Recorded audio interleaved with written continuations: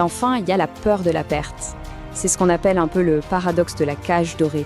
Le cerveau préfère de loin protéger ce qu'il a déjà, même si c'est un confort tout à fait médiocre, plutôt que de risquer de le perdre pour obtenir quelque chose de potentiellement meilleur.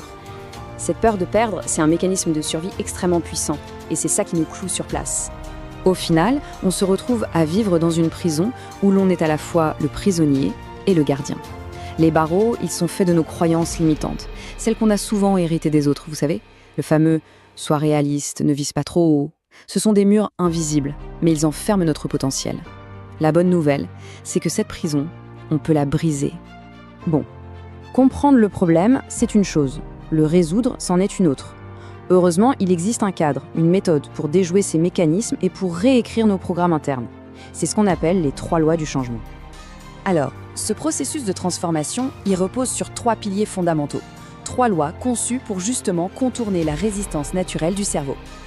On a la loi du micro-engagement, la loi du futur soi et la loi de l'environnement. Parlons de la première loi, le micro-engagement. La clé ici, c'est de comprendre que le problème, ce n'est jamais vraiment la motivation, c'est la taille perçue de la tâche. Alors, en divisant un objectif énorme en actions ridiculement petites, je parle d'1 minute de sport, de lire une seule page, eh bien on passe sous le radar de la résistance du cerveau. On ne le combat pas de front, on le déjoue, tout simplement.